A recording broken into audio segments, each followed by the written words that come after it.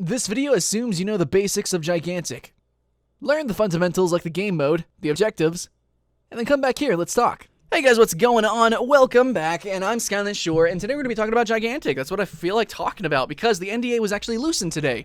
What that means is that I still cannot show you images, I can still not show you video of my gameplay, my personal gameplay. However, I can use their images and their gameplay, and I can tell you about my experiences. I can essentially reveal the entire game and how I feel about it right now. I just can't show you, which is, I think, kind of sad, because they already showed the game at PAX. The game is already pretty freaking good. I think it's in a showable state, but it does get a little bit stale because they only have one playable map right now that we can play.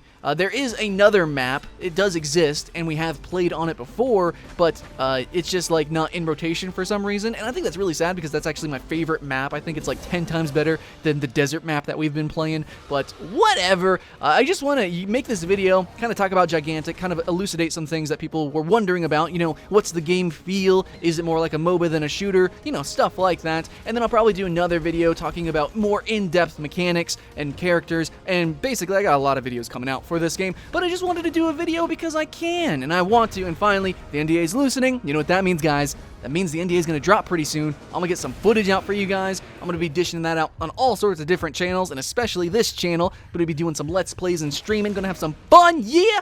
And hopefully you guys are going to play that with me, because with the NDA dropping, closed beta coming up pretty soon. I mean, it's technically closed beta, but it's NDA. But, you know, the non-NDA closed beta is going to come up. They're going to invite more people to play the game, and then open beta, and then release. And yes, I think this game is going to have a big population. Can't wait to play it with you guys.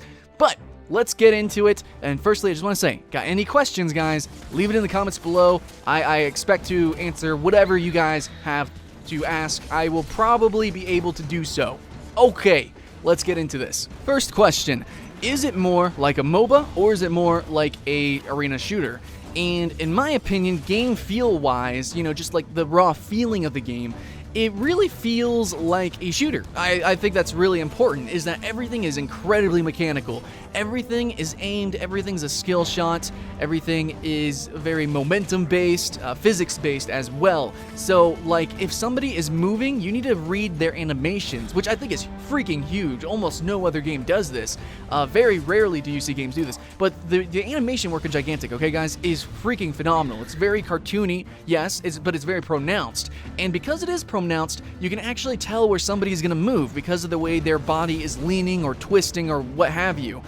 There's also so many different movement abilities in this game that it's really important to see those telltale signs, those sort of indicators, okay? Like if you see this dude raise his arms up in the air, you know that he's probably going to leap across the battlefield, so you should probably wait to use your sniper shot until he lands, and then he's frozen for like a millisecond right there. You know, stuff like that. But it's also even more minuscule, okay? So say you're sniping somebody, or you're about to snipe someone, you're honing in on him. However, you notice that for just a millisecond, there's like a little bit of a hitch in his animation, and you can tell that he's going to start sprinting. Now this is really important. You can use sprinting, and there's also even an entire dodge skill set so that you can dodge abilities. So if you see these sort of hitches in animation, or you see sort of like these wind-up animations, you can use that information to either shoot quicker, or wait to shoot, or, you know, readjust your aim to better handle the situation. And all that stuff is really fantastic. Gigantic is going to hit the nail right on the head there with like this sort of a 1v1 situation, this gameplay, because there really is a lot of skill in this game. If there's two characters playing the same character, being able to read the animations is going to be key for the better player to come out on top. Now, I said that the game is a shooter, okay? So like a third-person shooter, but this is where it kind of takes a little bit of a change. It's a little bit different. Like, kind of similar to MOBAs, you do have lots of ranged characters, you have lots of melee characters, and then there's almost every character has a little bit of a mix in between. They might have one close range ability, and maybe a melee ability, or maybe there's like an entirely melee character, but then he actually has a single like ultimate that's ranged, like a giant laser beam or some crazy shit. Or maybe he's a stance dancer, he's ranged and then he's close quarters combat when he's changing stances. Basically, you're gonna have those kind of characters in this game. So in that sense, in like a meta sense, in a tactical sense, it's very similar to a MOBA, okay? But mechanically, game feel wise, you are gonna feel like you're playing a shooter. You know, the engine, everything about it. However, because you do have this sort of aesthetic right? You have all these different characters, it's very cartoon, and then you also have all these crazy weird abilities. In that sense, if that's why you like MOBAs, then you're going to enjoy this game. But it's not a MOBA. It's not. I mean, it is a MOBA, but it's definitely a shooter first. It's a shooter MOBA.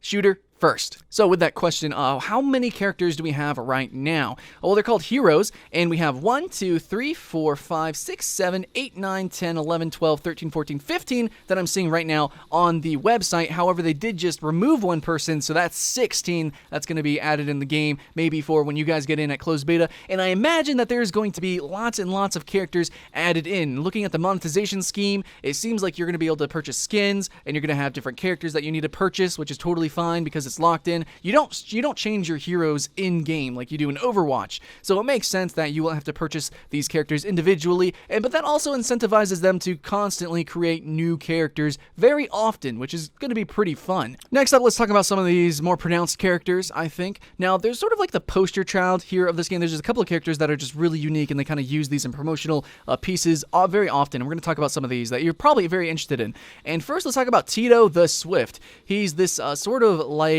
fencing kind of character. He's got like this owl mask on. He's got a little character beside him. What is the character's name? The character's name is Fang. Okay, so he's got like this little Persian Meowth looking cat thing that sits on his shoulder. And overall, I could say that the character design for this game is going to be hit or miss for some people. It's not exactly sexy. It's not exactly masculine or very feminine in any way for any of these characters. It's kind of just a little bit, I guess, neutral. A lot of these classes or characters are kind of neutral-ish. A little bit.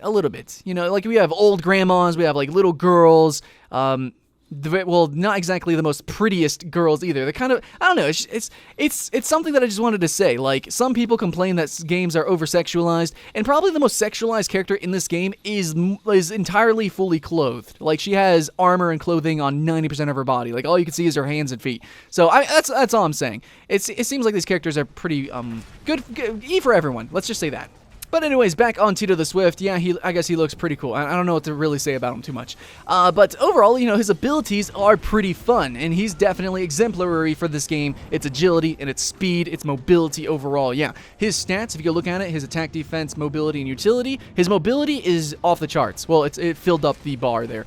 So he's kind of like Trip. Trip is, I guess, if you had to, I don't know, relay it to anything, it's like how Scout is so much faster than any other class in Team Fortress 2. It's kind of like that. Where Trip is more single target focused, Tito the Swift is AoE focused. He does lots of AoE damage. Though you can build these characters, to be like more assassin oriented, more bruiser oriented, for both. Still, like this dude is just crazy. Like he can do spin to win type of move. He got some crazy leaps, flips, and crazy shits. He can even throw Fang, which can add a bleed and do some damage and stuff. Let's see, Blur is his ultimate ability. Rush forward in a blur, delivering a bleeding wound. Oh, this is sort of like an instant, sort of like that whole anime samurai clash thing, like they just dash forward real quick, and then time kind of stops, and then one of them gets cut in half. It's like that. It's a single dash that does probably a tremendous amount of damage. And overall, yeah, he's super fast, man. He jumps in and he just, the freaking blades spinning everywhere. It's ridiculous. And Trip as well. Trip is very similar. However, from there we have those assassin type characters, and then we kind of move on to more of like a bruisery kind of guy. We have Lord Gnosis or Gnosis, whatever. And this guy is pretty interesting. He's very much a mix of melee. Almost all of his abilities are close range, but he can throw his spears. And depending on how you build him, and he's not the only one who does this, but depending on how you build this guy, his combo, his rotation completely changes, which is very unique. In almost all MOBAs, depending on how you build your character, the combo is almost the same. You might interchange some active items, but you don't really change your combo. You just make your combo stronger, and for the most part, the combo stays the same. In this game, and probably most exemplary with Lord Gnosis, is that your combo does change depending on how you build them. Because in this game, okay, so we're going to get off characters real quick. In this game, the way you level up, the way you enhance your character is kind of similar to Heroes of the Storm.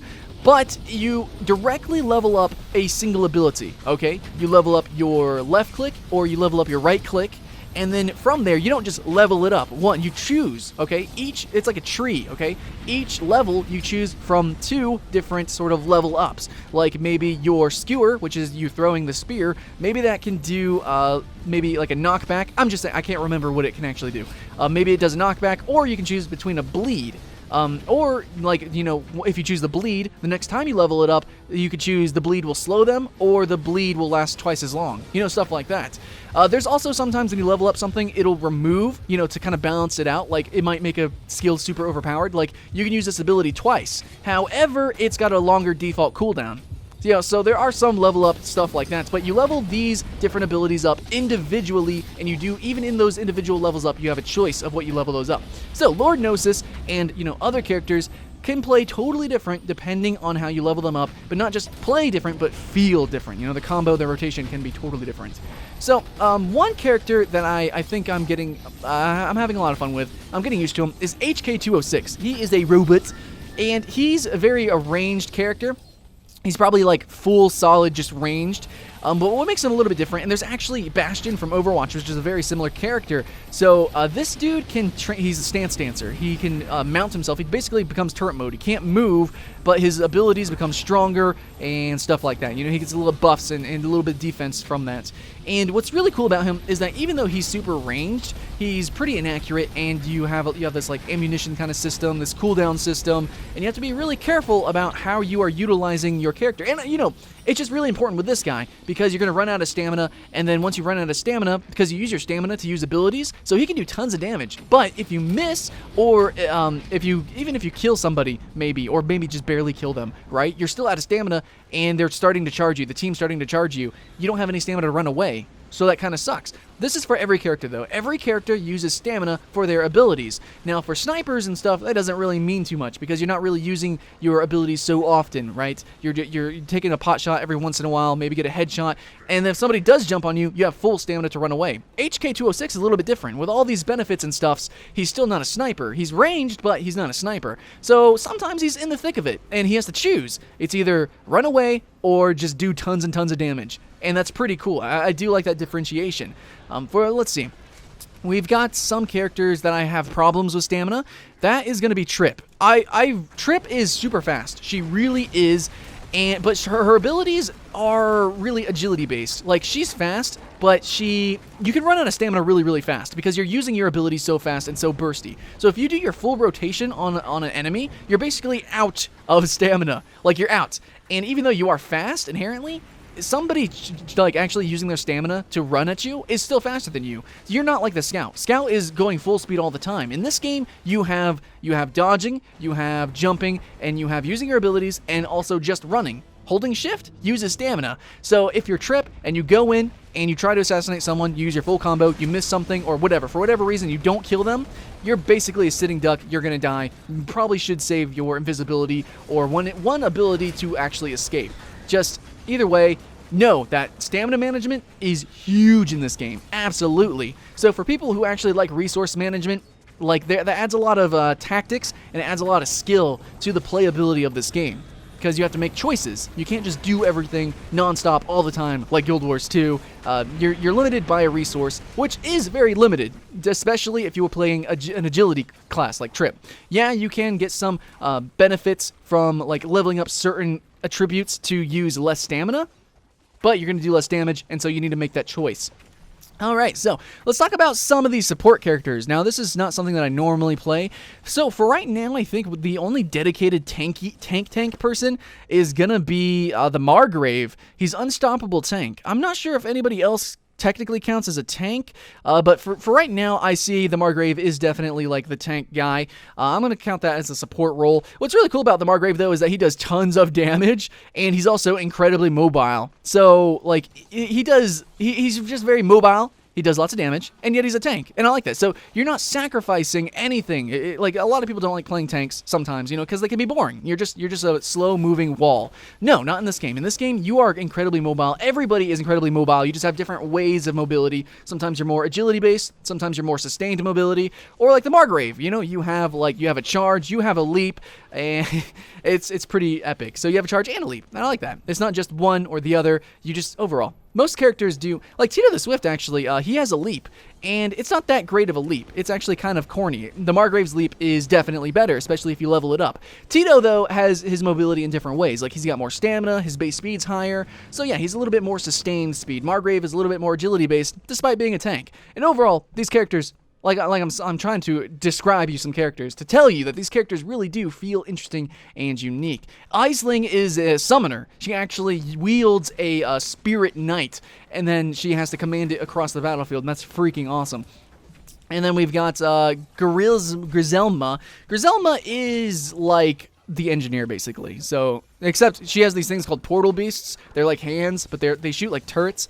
And so, yeah, she's a support, very defensive support like that. And then I believe the only dedicated healer is Vidasi. But then we also have Uncle Sven, he can heal, but he's more like utility. Like, he can create jump pads and do weird stuff like that.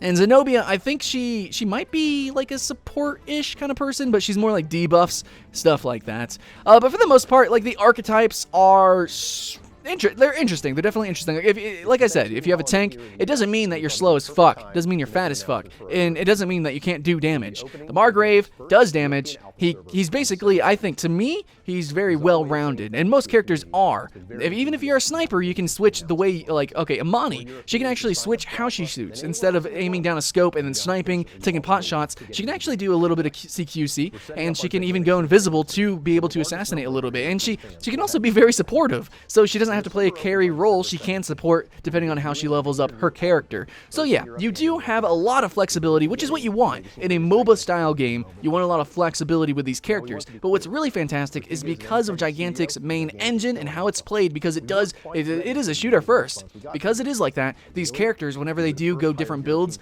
feel and play totally different. And that makes the game really fun and gives it a lot of replayability. Okay, but I can't really go over the intricacies of every single character. Just kind of wanted to share a little bit and tell you that, yeah, these characters are pretty cool and I'm having fun with them. I want to see more. I want to see more characters. Now, I don't know if they're ever going to add, like, more attributes that you can level up to these different guys. I don't know. You can level up individual abilities, and then you also have this sort of, like, stat allocation that you can choose from. I don't know if there's going to be more complex stuff like that. I have no idea. I think it's safe to assume, though, that if there is, it's not going to come for a really long time, and they're going to prioritize just entirely new heroes, which I think is completely fine. But I guess we'll take this moment to kind of talk about what I think the game could improve, and mainly, almost certainly, I just want to say it needs a lot of maps. Because it is a shooter first. It's not a MOBA first. It really does feel like a shooter. And because of that, the map, how it's shaped and designed, is super impactful. Positioning as a shooter game is dramatic. That's the most important thing, essentially. Like, where you are on the map whenever you get into engagement. And so right now, the beta map that we have, it just really feels like an alpha map. It really just feels like this is like some sort of thrown together map. Yeah, it's got everything we need, but it's not as exemplary as the other map that I got to play before.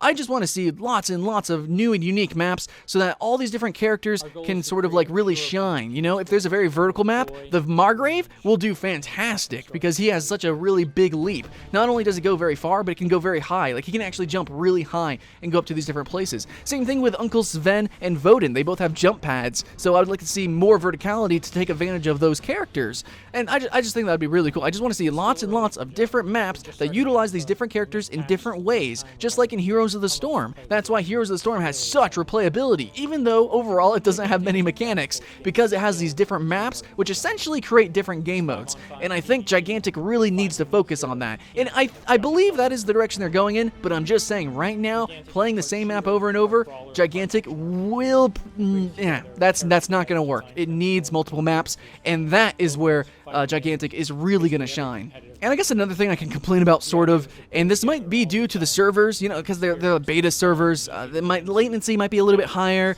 the server tick might be a little bit slower, I don't know, but what I'm noticing is that whenever I play shooters, I know that I'm good at shooters. I just know that I'm inherently not shit.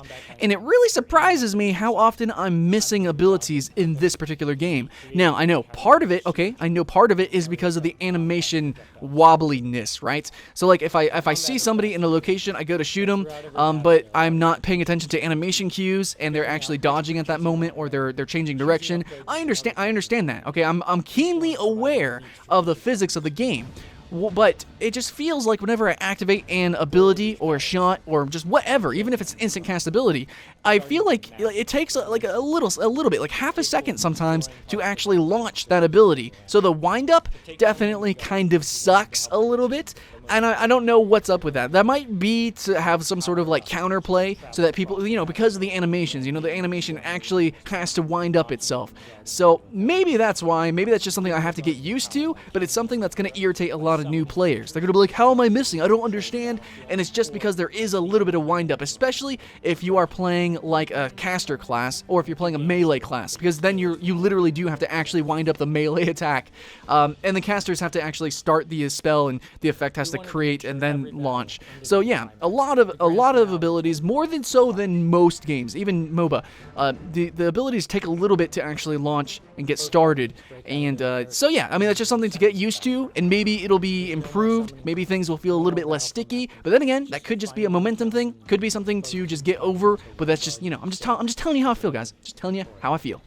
And lastly, I guess we can just talk about performance. The game performs swimmingly. It runs amazing. Back when I had Windows 8.1, it ran well. You have to have Windows 10 apparently to play this game, but you can cross-platform with Xbox One if you want to, which is pretty cool. And overall, I think the game is going to play pretty fantastic on anybody's machine, just because of the way the game is sort of shaded, how it is a simplistic, cartoon, clean. I just think the game is going to run well. There's not really too many crazy, ridiculous things happening. Not like you're gonna have tons of smoke effects, and even if the smoke effects that are in the game are kind of programmed and optimized very well, it's not too messy. That's what I'm saying. It's not like Gears of War or Halo, where things can get really ridiculous with their particles and the different sort of like structures exploding on the map and stuff like that. Little giblets of meat. You're not gonna have that. Everything's pretty clean. Character bodies vanish from sight. They disappear. Like I even said, the smoke itself isn't even that dirty. So overall, everything is very clean, and it's gonna run very well, I imagine. I'm pretty sure. And the game looks still pretty freaking awesome, I think so. But guys, seriously, we are, 22 minutes into the video, and I can't talk about everything in a single video. I just kind of wanted to do like a rough rant first impression, talking about how I feel about the game, just real quick, just kind of throw it out there. So if you guys have any questions of anything that I didn't really touch on, go ahead and ask them. Like, I do know a lot about the game, and if there's a question I can't answer immediately, I'll go back and I'll play the game, and I'll do a little bit of research, and I'll answer that for you, definitely, because the NDA is lifted, so I'm allowed to do that. So, and I promise, guys, I promise, as soon as the day, like the midnight that the NDA drops, I'm gonna get you some content. Promise you that. That's why you subscribe here, so that we can play games together, right? And if I get any extra codes, I'll definitely give them away. Promise, guys. Anyways, so that was just my rant of Gigantic. Hopefully you had fun with the video. Hopefully you're gonna have fun with Gigantic whenever it comes out. And like I said, if I get any codes, I will give them out, and let's play together, guys. Let's have some fun. Thanks for watching, guys. I'm Skylar Shore, and I will see you again tomorrow.